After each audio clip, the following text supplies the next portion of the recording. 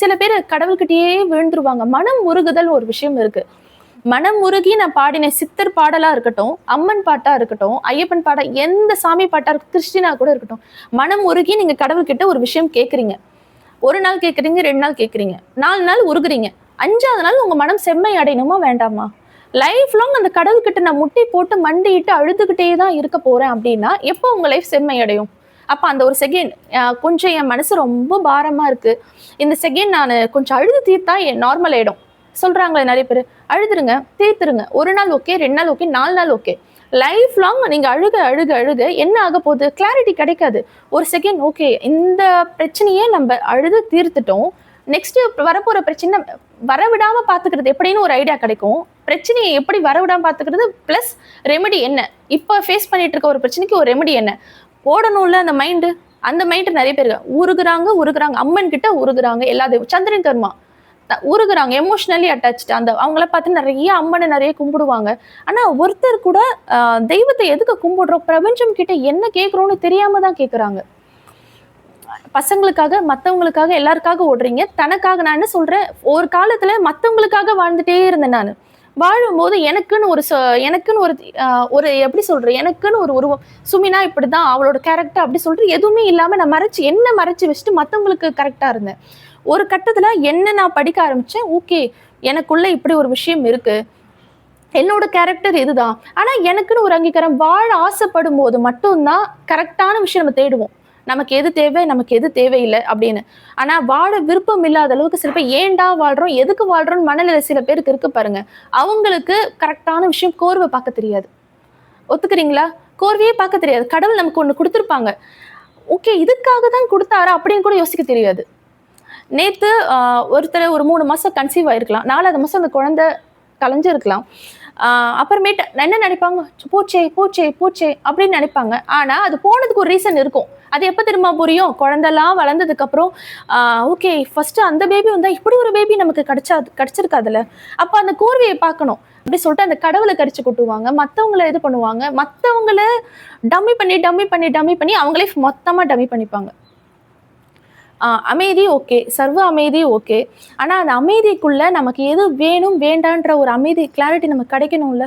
எத்தனை பேருக்கு கிடைக்குது சொல்லுங்க?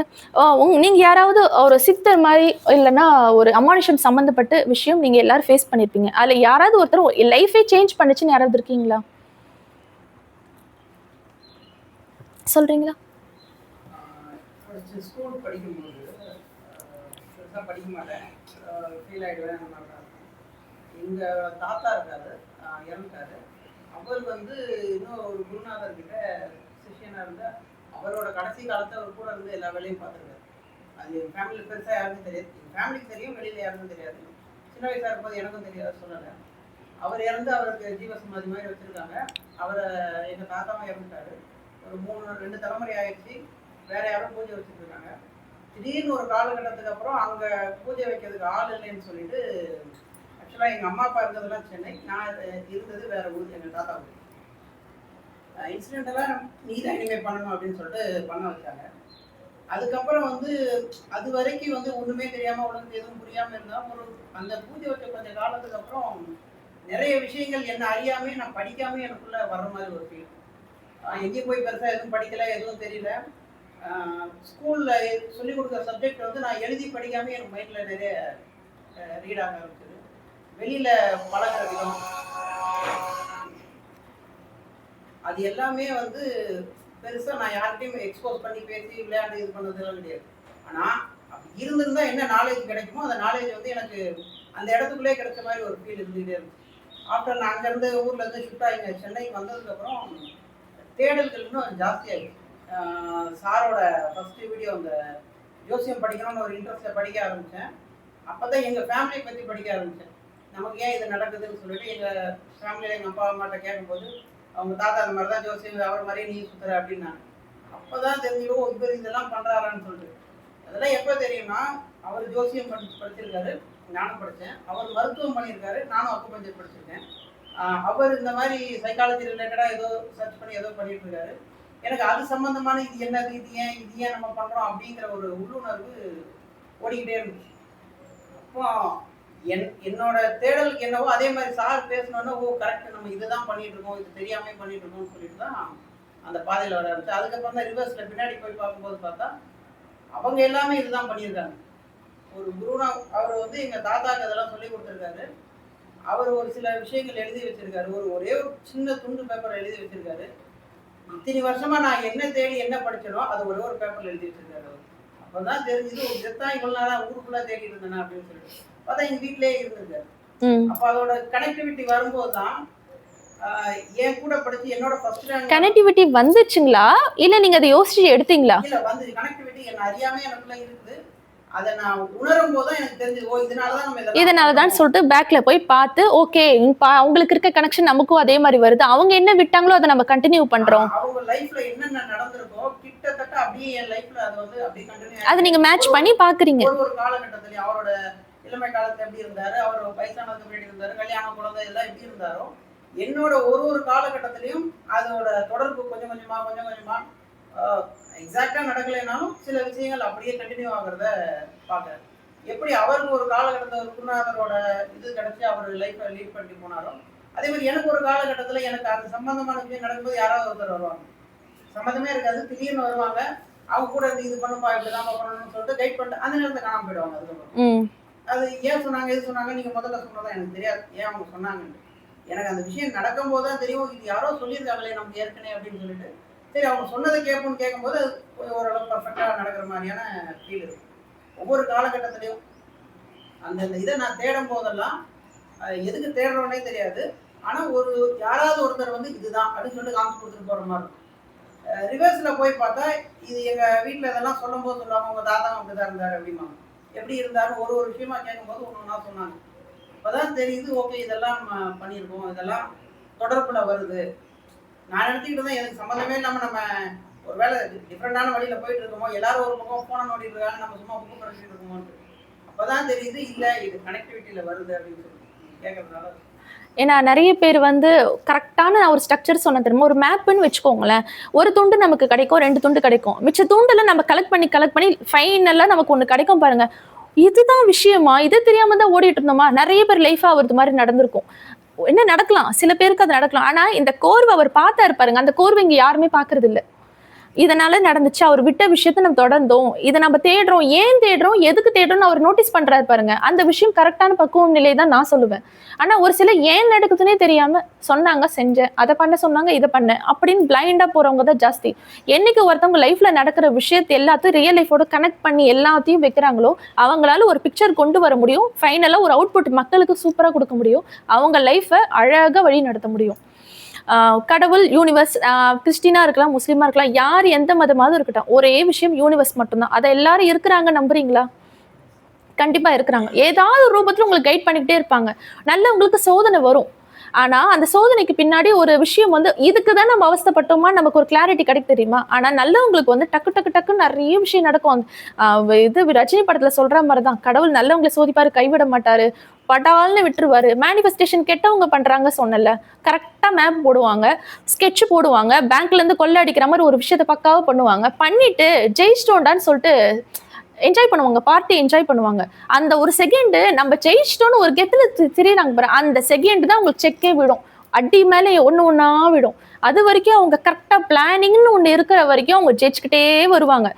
சக்சஸை ரொம்ப இது பண்றாங்க, எக்ஸைட்மெண்ட்டா கொண்டாடுறாங்க தெரியுமா, அந்த இடத்துல அடி விடும். பிரச்சனை நல்லவங்களுக்கு நிறைய பிரச்சனை இது பண்ணிக்கிட்டே வருவாங்க, இப்போ ஃபேஸ் பண்ணிட்டு வருவாங்க. அந்த இடத்துல அவங்க துவண்டு போயிட்டாங்கன்னா மொத்தம் லைஃபே காலி. அந்த இடத்துல அவங்க துவண்டு உட்காராம ஜென்ரேட் பண்ணிக்கணும், தன்னை ரீஜென்ரேட் பண்ணிக்கணும், தன்னை பூஸ்ட் பண்ணிக்கணும் அப்படின்னு சொல்லிட்டு விரக்தியில ஆன்மீகத்தை தேடுறவங்க இருக்காங்க, நிறைய பேர் இருக்காங்க விரக்தியில. ஆனா அந்த ஆன்மீகத்தை எப்படி தேடணும்னு தெரியாதவங்க தான் நிறைய பேர். ஆன்மீகம்ன்றது ஒரு விஷயம், ஆனா அந்த மனம் உருகுதல் அப்படின்றது ஒரு விஷயம், மனம் செம்மையாகுதல் ஒரு விஷயம். செம்மையாகி அந்த கடவுளை டச் பண்ணோம்னா ஆட்டோமேட்டிக்கா யூனிவர்ஸ் நம்மளை டச் பண்ணிடும். அது ஒவ்வொரு நிமிஷமும் நீங்க ஃபீல் பண்ணுவீங்க. ஆனா செம்மையே அடையாம உருகி உருகி உருகி நீங்க கேட்கறதால உங்க டம்மி தான் ஆகும். உடனே அப்போ நிறைய நீங்க பரிகாரம் பண்றதால இது பண்றதால நீங்க இல்லாம போகும் நீங்க சொல்றீங்களா அப்படின்னு கேட்கலாம். கிடையாது. அந்த இடத்துல வந்து உங்க உடல், மனம், ஆன்மா 3மே ஒன்னோடு ஒண்ணு தொடர்பு. ஓகேங்களா? அதை ஒண்ணு நீங்க டிஸ்டர்ப் பண்ணிட்டீங்கன்னா ஆட்டோமேட்டிக்கா மைண்ட் டிஸ்டர்ப் ஆகும். மைண்ட் டிஸ்டர்பன்ஸ்னா ஆட்டோமேட்டிக்காக உடம்பு டிஸ்டர்ப். அப்போ எல்லாமே அது கனெக்ஷனாக இருக்குமா, எல்லாமே ஒரு சீராக வச்சுக்கிட்டா எல்லாமே ஒரே சீரா. இப்போ எனக்கு உடம்பு நல்லா இருந்தா தானே மேடம் நான் விரதம் என்னால் இருக்க முடியும். உடம்பே நல்லா எனக்கு சுகரு பிபி எல்லாம் வச்சுக்கிட்டு நான் இன்னைக்கு விரதம் சஷ்டி நான் இருந்தே ஆகும் 6 நாள் இருப்பேன். இருந்தா என்ன ஆகும்? உங்களை நீங்க வருத்துறீங்க. நீங்க இல்லாமலே போகலாம். உங்க இங்க இருந்து திருப்பதிக்கு நடக்கிறாங்க, அவங்க ஆரோக்கியம் நல்லா இருந்தா தான் அவங்களால நடக்க முடியும். ஆரோக்கியம் தன்னை வருத்தி போற வழியில எங்கேயாவது விழுந்துட்டாங்கன்னா என்ன ஒரே வார்த்தை சொல்லுவாங்க, கடவுளை தேடி போனவர் அப்படியே முக்தி அடிச்சிட்டாரு. அதுக்குன்னு அவங்களோட ஆன்மா முக்தி அடைஞ்சிருச்சு, தெய்வத்துக்கிட்ட போயிடுச்சு நம்ம சொல்ல முடியுமா? சபரிமலை போறாங்க, மிதிச்சுட்டு போறாங்க, குழந்தைங்க பெரியவங்க யாரா இருந்தாலும் முடியலன்னா ஆரோக்கியம். அப்ப ஆரோக்கியன்றதுக்கு எவ்வளவு பெரிய விஷயம். இந்த உடம்பு நல்லா இருந்தா தான் நம்ம எல்லாம் பாத்துக்க முடியும், பேசிக்க முடியும். இல்லைன்னா இன்னைக்கு நான் 2-3 பேர் எமர்ஜென்சி, எனக்கு உடம்பு முடியல, வரவங்களும் போறாங்க. அப்போ அந்த அந்த அவங்க உடம்ப நான் ஒழுங்கா பாத்திருந்தா இந்த 6 கிளாஸ் அட்டன் பண்ணி இருந்திருக்கலாம்னு அவங்களுக்கு தோணி இருக்கும்ல. அப்போ பின்னாடியே நம்ம வருந்துடும். இந்த மாதிரி ஒரு விஷயம் இல்லை, 2 விஷயம் இல்லை, ஒவ்வொன்றும். அது இப்போ அந்த மேனிஃபெஸ்டேஷன் அப்படின்னு சொல்லிட்டு அந்த வார்த்தை இப்போ தெரியறதுக்கு முன்னாடியே அதை நான் ஒன்று நான் நடத்தி காமிச்சிட்டே வந்துட்டேன். என் லைஃப் லைன்ல நிறைய விஷயம் நான் நினைச்சே நடந்தது. ஆனா சும்மா நடக்கல. அது எனக்கு வேணும் என் ஆழ் மனசு சொல்லும். ஆழ் மனசுல நான் வச்சிருவேன். அதுக்கான விஷயமா தேடி சர்ச் பண்ணுவேன். அதுக்கான விஷயமா அப்போ நம்ம தாட்ஸ் என்ன பண்ணுது, அதுக்கான விஷயம். சேம் டைம் பிரபஞ்சம் நம்மளுக்கு என்ன தெரியுமா பண்ணும், அதுக்கான இன்புட்டா நமக்கு யார் மூலியமா கொடுத்துக்கிட்டே இருக்கும். இப்போ துபாய்க்கு எனக்கு வேலை விஷயமா எனக்கு துபாய் போன போல ஆசை இருக்குன்னு ஒருத்தர் வச்சுட்டாங்க. ரொம்ப ஆசைப்பட்டாங்க. அந்த போவதுக்கான ஈஸியான ஷார்ட்கட் எல்லாம் ஒருத்தரும் கொடுப்பாங்க. கொடுக்கும்போது நான் யோசிக்க தானே ஆரம்பிச்சேன். கடைசியில் இன்புட்ஸ் பாரு எங்கெங்கதோ வருது. இப்போ பாரு ஈஸியாக எனக்கு இது கிடைச்சிருச்சு, பாஸ்போர்ட் அப்ளை பண்ண முடிச்சு, எல்லாம் முடிச்சுது. அதுதான் அப்போ நம்ம ஆழ் மனசு எந்த அளவுக்கு தேடுதோ, நல்லது நீங்கள் எந்த அளவுக்கு தேடுறோம் அதே நடக்கும். பயம், நிறைய பேர் ஆழ் மனசுல ஒரு பயம் இருக்கும். லைஃப்பை நினச்சி ரொம்ப பயம் நடிக்கும். அடுத்து நம்ம எப்படி மூவ் பண்ண போகிறோம், சர்வே ஆகுமா, செட்டில் ஆகுமா, குழந்தை இப்படி பார்த்துப்போமா அப்படின்னு சொல்லிட்டு ஒரு பயம் எல்லாருக்கிட்ட இருக்கும். அந்த ஆழ் மனசுல அந்த பயம் போச்சுன்னு வச்சுக்கோங்களேன், ஒவ்வொரு நிமிஷமும் ஏண்டா வாழ்றோன்னு தோணும். பயம் கொடுத்துக்கிட்டே இருக்கும். சின்ன சின்ன விஷயம் எல்லாம் பயன்படுத்தும். அப்ப அந்த ஆழ் மனசுல நீங்க என்ன இன்புட் கொடுக்குறீங்களோ அதுதான் உங்களுக்கு அவுட்புட். அது எத்தனை பேர் நம்புறீங்க?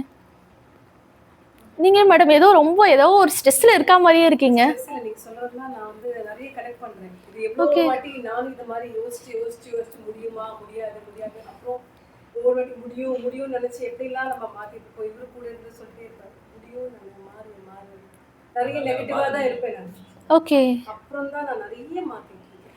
ஓகே. முடியும் நான் எல்லாருக்கும் கூட இருக்கிறவங்ககிட்டயும் என் கூட வேலை செய்யறவங்ககிட்டயும் நான் சொல்றது ஏதாவது ஒரு பிரச்சனை அதை யோசிக்காது. என்ன நம்மளோட இலக்கு என்னன்னு பாருங்க. கரெக்ட். முடிச்சதுக்கு அப்புறம் மத்தவங்களோட அது அவங்க பண்ண நம்ம எஃபோர்ட் நம்ம போடுறோம். கரெக்ட். நம்ம எஃபோர்ட் போடுறோம். அவங்க பண்ண வேணும்னு நினைச்சிட்டு நம்ம அந்த மைண்ட்ல நம்ம போட்டுட்டு இப்ப திணிக்க வேண்டாம். கரெக்ட். நம்ம வேலையும் போடுறோம். கரெக்ட். இப்பதான் அதெல்லாம் நிறைய நான் மாத்திட்டு இருக்கேன். அதெல்லாம் நிறைய கனெக்ட் பண்ணும்போது தான் ஓடிட்டே. ஓகே. நான் வெறும் கான்வர்சேஷன் மாதிரி இருந்து எல்லாருக்கும் போர் அடிச்சிட்டு போதோன்னு எனக்கு ஒரு பயம், வேற ஒண்ணும் கிடையாது. பார்த்து பேசும்போது நீங்க அது சொல்லுங்க. நிறைய நெகட்டிவா இருந்தவதான். ஓகே. நிறைய ஸ்ட்ரெஸ் வச்சு ஏன்னா நான் தனியா இருக்கிற வாழறவதான். என்னால இப்போ ஓட்டிட்டா நான் கண்டிப்பா இண்டிபெண்டன்ட்டா இருக்க முடியும். அந்த மாதிரி. ஓகே. அதுலயும் ஆனா நெகட்டிவ். அந்த பிரஷர் அந்த பிரஷர் அதான். நிறைய ஸ்ட்ரெஸ், தேவையில்லாத ஸ்ட்ரெஸ். கரெக்ட். அப்போ நம்ம நிறைய பேர் எது வேணும்ன்றதை விட வேணான்றதுன்னு நினைக்கிறோம். நிறைய பேர் அதுதானே நம்ம பண்ற மிஸ்டேக். அது நிறைய பேர் யோசிக்காம என்னப்பா என் லைஃப்ல நல்லதே நடக்க மாட்டேங்குது, நான் கேட்கறது எதுவுமே நீங்க கேட்டாதானே. ஃபர்ஸ்ட் தேவையில்லாத குப்பையை நீங்க போட்டாதான் நீங்க ரிசீவ் பண்றதுக்கு ரெடி. நான் சும்மா உங்க எக்ஸாம்பிளுக்காக சொல்ற, தப்பா நினைச்சுக்காதீங்க. பாவ கர்மா நீங்க சுமக்க எப்போ புண்ணிய கர்மா வரும். அந்த பலுவை நீங்க கீழே இறக்கி வச்சாதானே நீங்க ரிசீவ் பண்ற இடத்துக்கு வருவீங்க. அது வரைக்கும் நீங்க எந்த தெய்வம் எத்தனை சித்தர்கள் எதிரிலேயே வந்தாலும் நீங்க கண்டுக்க மாட்டீங்க. ஏன்னா உங்களுக்கு வர்ற ஒரு சித்தர் தானே உங்களுக்கு தெரியாது, மனுஷாலும் நினைப்போம். ஆனா உண்மையாலே நம்ம ரோட்ல போறவங்க கூட சும்மா ஒரு வார்த்தை அன்னைக்கு பார்த்து அவங்க அரிசி கேட்கணும்னு அவசியமே கிடையாது. சம்மந்தமே ஒரு குழந்தைய தூக்கி திடீர்னு வருவாங்க, பார்க்கறதுக்கு லட்சணமா இருப்பாங்க, திடீர்னு வந்து அரிசி கேட்பாங்க. அந்த நிமிஷம் ஓகே, ஏதோ ஒரு தெய்வம் நம்ம கிட்ட வந்து வாங்கறதுக்கு வராங்க நிமிஷம் நான் நினைப்பேன். நினைச்சு அவங்களுக்கு போய் ஏதாச்சும் பண்ணுவேன். இன்னைக்கு வெள்ளிக்கிழமைப்பா, வீட்டுல இருந்து நான் எதுவும் கொடுக்க கூடாது வீட்டுல அப்படின்னு சொல்லிட்டு யோசிச்சோம்னா அப்ப அந்த தெய்வத்தை நீ பட்னி போட்டு அனுப்புன ஒரு கணக்கு. மனுஷனுக்கு விதவிதமான நைவேத்தியம் நீங்க பண்றீங்க, ஆனா அதனால எல்லாரும் பலன் அடைகிறாங்களா? இந்த ஒரு விரதமா இருக்கிறாங்க, அதுக்கு பலன் அடைகிறாங்களா? ஆனா ஒரு சிலர் ஒரே விரதத்தை ஃபாலோ பண்ணுவாங்க. முருகரை கும்பிடுறவங்க நிறைய பேர் முருகரை கும்பிடுறாங்க, மனம் முருகி முருகான்னு உட்காருவாங்க. ஒரு கட்டத்துல அவரை பார்க்கணும், அவர் இடத்துக்கு போய் பார்க்கணும், இப்படி பண்ணணும் அப்படின்னு சொல்லிட்டு யோசிச்சு அவரை போய் பார்க்குறாங்க. நான் சொல்கிறேன், திருச்செந்தூர் என்னோட எய்ம், அந்த இடத்துக்கு நான் போகணும். திருவண்ணாமலை இப்போ என் லைஃப் சேஞ்ச், நான் அங்கே போகணும். லைஃப் சேஞ்ச் நீ நன்றி சொல்ல போகலாம். அங்கே போனால் லைஃப் அவருக்கு மாறிச்சான். பக்கத்து வீட்டுக்காரன் பையன் அங்கே போயிட்டு வந்தான், அவனுக்கு சேஞ்ச் ஆச்சு. நானும் போய் பார்க்குறேன், எனக்கு சேஞ்ச் ஆகும். அப்படி ஏன் போகிறீங்க? என் லைஃப் சேஞ்ச் ஆகணும்னு நான் ஒரு சின்ன பிள்ளையார் கோயிலுக்கு போயிட்டு நான் நினச்சாலும் என்னால் முடியும். அதுக்கு நம்ம மனசு வைக்கணும். கடவுள் மனசு வைக்கிறதுக்கு முன்னாடி நீ வழி விட்டாதான் அந்த கடவுள் கொடுப்பார். நம்ம வழியே விடாம கடவுள் எனக்கு கொடுக்கலன்னு குறை சொல்றது எவ்வளவு பெரிய தவறான விஷயம். ஆனா இந்த இடத்துல நிறைய பேர் பண்ணிட்டு இருக்காங்க. இப்ப இருக்க லைஃப்ல எல்லாருமே அதான் தப்பு பண்றாங்க. தன்னோட சைக்காலஜி யாரும் புரிஞ்சுக்கிறது இல்ல, நம்மளை சுத்தி இருக்கிறவங்களோட சைக்காலஜிக்கு ஏத்த மாதிரி நம்ம நடந்துக்கணும்னு யாரும் புரிஞ்சுக்கிறது கிடையாது. ஹஸ்பண்ட் ஒய்ஃப் ரிலேஷன்ஷிப்புக்குள்ள நிறைய பிரச்சனை வருது. ஏன் வருது? ஒருத்தருக்கு என்ன தேவையில்லை, அவங்களுக்கு கோவப்பட்டா பிடிக்காதுப்பா, அப்பா அவருக்கு லேட் பண்ணா பிடிக்காதுப்பா, நம்ம அதுக்கேற்ற மாதிரி சீக்கிரம் கிளம்புன ஒய்ஃபும் சே இவ கேட்டது நம்ம செய்யல, இவ ஆசைப்பட்ட செய்யலைன்னா அவ டிசப்பாயிண்ட் ஆயிடுவா அப்படின்னு யோசிக்கிற ஒரு ஹஸ்பண்டும் கிடைச்சிட்டாங்கன்னா பிரச்சனையே கிடையாது.